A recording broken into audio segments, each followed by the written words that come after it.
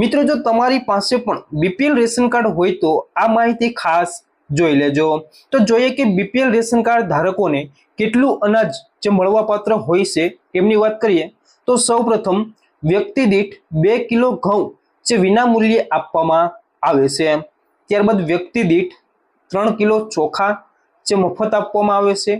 ત્યારબાદ વ્યક્તિ દીઠ જે 1 કિલો આ મહિને મકાઈનું પણ અથવા તો બાજરીનું પણ વિતરણ કરવામાં આવશે। ત્યારબાદ કાર્ડ દીઠ 1 કિલો આખા ચણા જેના તમારે પ્રતિ કિલોએ 30 રૂપિયા ચૂકવવાના રહેશે। ત્યારબાદ મિત્રો વાત કરીએ તો કાર્ડ દીઠ 1 કિલો તુવેર દાળ જેના તમારે કિલોના 50 રૂપિયા ચૂકવવાના રહેશે।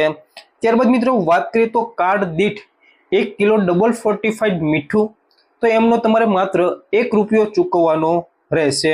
ત્યારબાદ વાત કરીએ તો વ્યક્તિ દીઠ 350 ગ્રામ ખાંડનું વિતરણ કરવામાં આવશે જેના તમારે કિલોના 22 રૂપિયા ચૂકવવાના રહેશે। તો આવી રીતે બીપીએલ રેશન કાર્ડ ધારકોને ઘઉં, ચોખા, ચણા, તુવેર દાળ, મીઠું, ખાંડ અને જે તહેવારો નિમિત્તે તેલ અને વધારાની ખાંડ અને મકાઈ અથવા તો બાજરીનું પણ વિતરણ કરવામાં આવે છે। તો જન્માષ્ટમીના તહેવાર નિમિત્તે 1 કિલો ચીંગતેલ આપવામાં આવશે જેના તમારે 6 રૂપિયા ચૂકવવાના રહેશે।